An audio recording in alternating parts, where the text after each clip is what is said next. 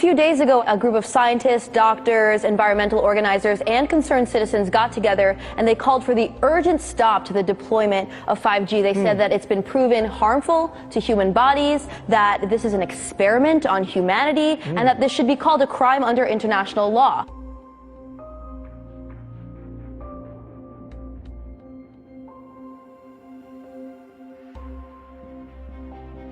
"5G is a weapon. It's used by the military.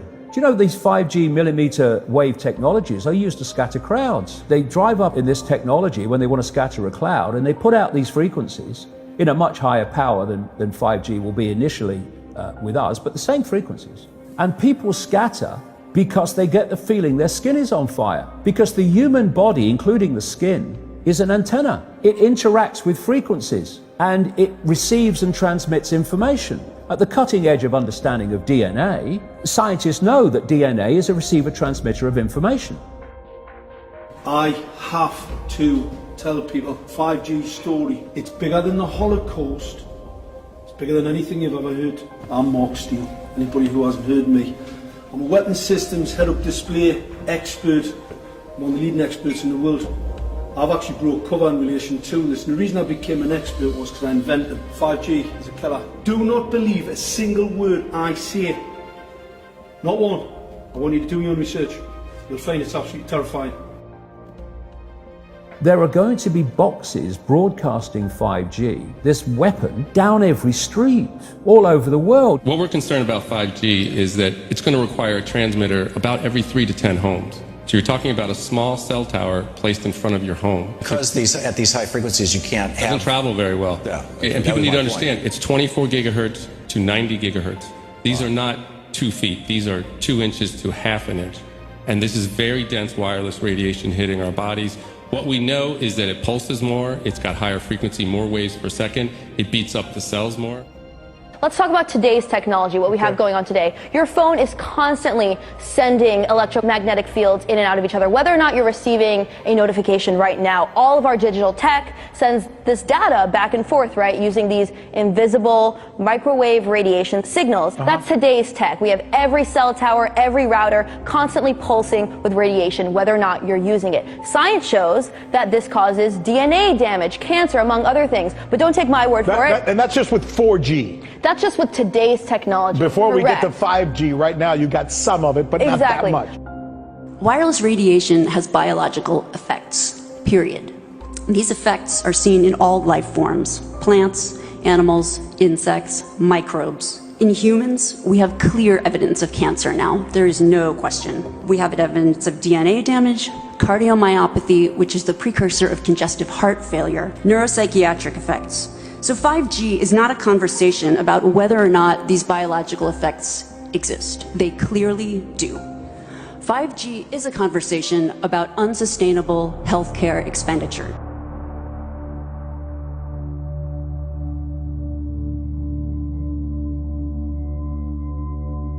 So we are electromagnetic, electrical organisms, transmitters and receivers of information. When our electromagnetic fields are in balance and harmony, we have health. We have psychological health and we have physical health. The reason that this technological society is causing so much psychological and, quote, physical disease is because these frequencies, technologically driven, and we live in this Wi-Fi world now and all the phone masts and all the rest of it, these technologically generated frequencies are scrambling the balance of the human electromagnetic electrical communication systems. And if you scramble them, you create a state of disharmony, dis-ease, which plays through to physical and mental, emotional, psychological dis-ease. And there's another point to this. The brain processes information electrically. It communicates with the cellular structure electrically, and it operates within a certain band of frequency. If you can broadcast frequencies carrying information, this technology has long been known, carrying information and perceptions within the frequency that the brain decodes information, the brain will decode those frequencies and will have those perceptions. You can influence people's perceptions externally by broadcasting these frequencies that we interact with, because we are antenna. Okay. Now, some decades ago there was a guy who worked out the frequencies of different emotional states. This is long ago. I mean, it's very, very sophisticated now. So every thought, every emotional response is a frequency. It generates a frequency, and it is of itself a frequency. Hate is a frequency, and it's different to love. You know, when you are in a room and there's lots of aggression and conflict and hatred, you feel it. What do people say? Oh God, you can cut the atmosphere with a knife in there. That is because the frequencies of hate and conflict have been so generated, they have changed the electromagnetic field of the room. Okay, so 5G is going to be weaponized against us potentially. Yeah, but the point being that they worked out the frequencies of various emotions, including rage and what have you. And basically, they can play across a community these frequencies without anyone knowing, and it starts to have an effect, and it starts to build rage, it starts to build anger, and people might not realize why they're feeling it, but they start to feeling.